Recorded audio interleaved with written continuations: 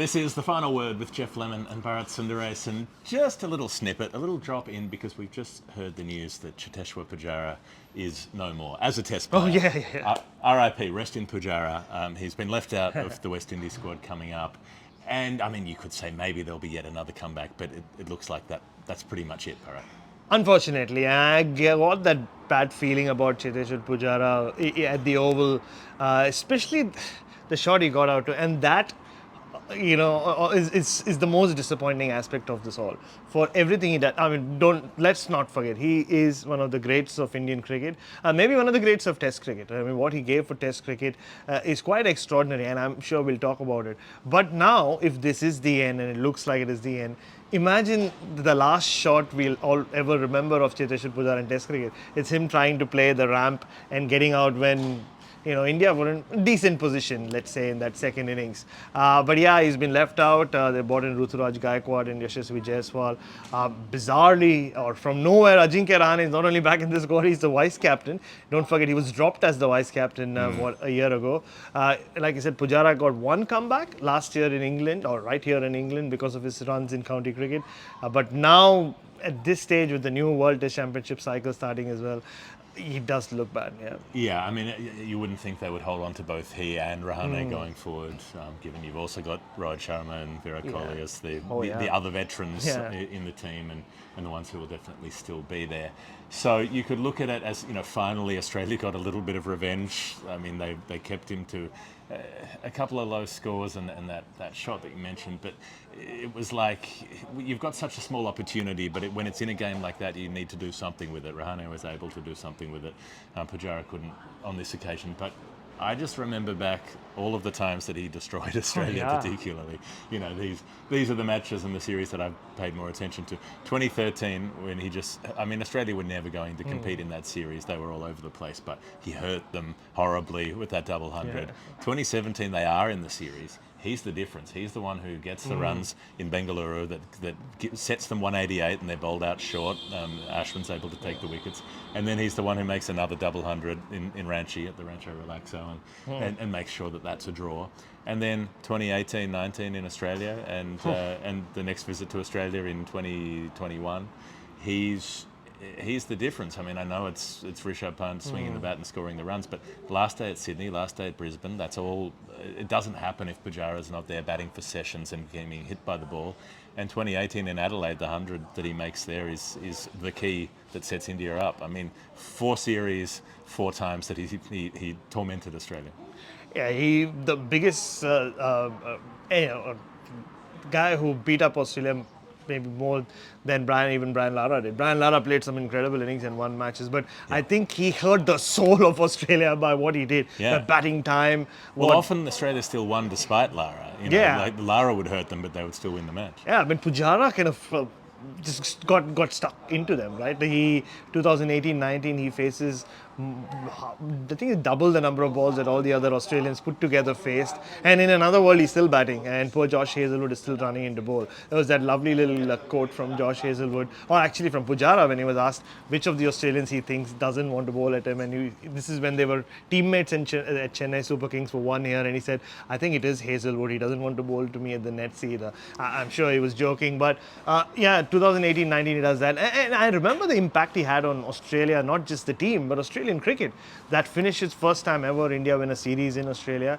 And the talk around Australia is, who is our Pujara? I remember interviewing Jamie Cox, a former selector who now heads the MCC. And he spent the whole interview talking about it. We need to dig deep into our grassroots cricket and find someone who bats conventionally, who can bat time. And it wasn't just him, it was supporters across the country were saying they were so frustrated with flimsy Australian innings and with players who would play a big shot too early or nick one off into the cordon or whatever, and they were saying, why can nobody in Australia bat with patience like this guy does? Why can nobody bat time anymore? Now, a couple of years later, the world's moved on and it's all about scoring at 7 and over. But at that particular period in time, it was all about who can do something in this old-fashioned way, because Australia didn't have those players. And in 2020, 2021, he again bats time. He doesn't score the hundreds that he did in 2018, 2019. And all the accolades, obviously, even in the book, go to the likes of Pant and Gill and Rahane. But without Pujara, India don't stand a chance. Even in Sydney, Ashwin and Vihari are the ones who battled through that crazy session on the final day at the SCG. But it was Pujara who gave them the platform. He kind of sucked out all the energy from the Australian bowlers, and he does it again at the Gabba. So 2 consecutive Test series that were won there without Pujara, neither of them happened. And like Kohli doesn't have a great 2018-19, and in 2020-21 he plays only the first Test. So no surprises that he was celebrated for that long. And it's the same here as well. I think he can now just continue captaining Sussex for many summers to come. And there was just those kind of against the grain moments as well, where Pujara would flash a cut shot and uppercut one over the slip cordon after blocking like 52 balls in a row, or skip down and drive the spinner through wide mid on. I think that's the shot I'll remember him playing, coming down to Nathan Lyon, flicking it with the spin. He didn't attack much, but he looked so in control when he did. And every time India went to Australia, the battle that was hyped up was Virat Kohli versus Pat Cummins, or Virat Kohli versus Steve Smith. But the battle I enjoyed watching the most was Pujara versus Lyon. I mean, 2 greats of the game, greats of their era.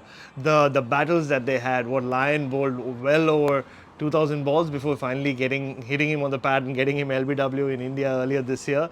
And what a battle. Lyon would get the better of him, and then it would be Pujara. And I think the last 2 series that India have travelled to, or 2 tours India have made to Australia, could be summed up in 4 words. Lyon bowls, Pujara defends. I think there was a cricketist number that said that the most common event in world cricket in the last 15 years was Lyon bowls to Pujara. Wow. That had happened more than anything else. Well, it tells you everything, right? What a feud that was. It wasn't quite a blood feud. They weren't like sniping at each other, but there was enormous respect between the 2 of them. And I mean, it's sad that we're already talking about Pujara, the cricketer, in past tense. I mean, who knows? Miracles can happen, but India, I mean, in a way, India have to move forward, right? Shreyas Iyer is still injured, but he'll come back. There are other younger names coming through the ranks. And they needed like 1 senior player in the middle order now that they've found Rahane.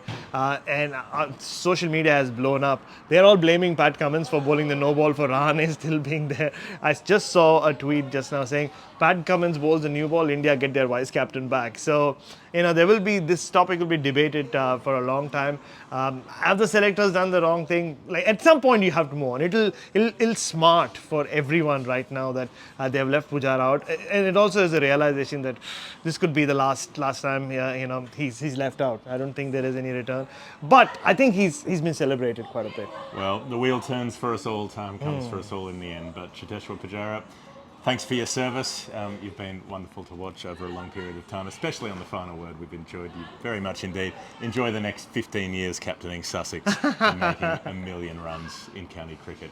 This has been the final word. Geoff Lemon, Bharat, Sundaresan. We'll see you next time.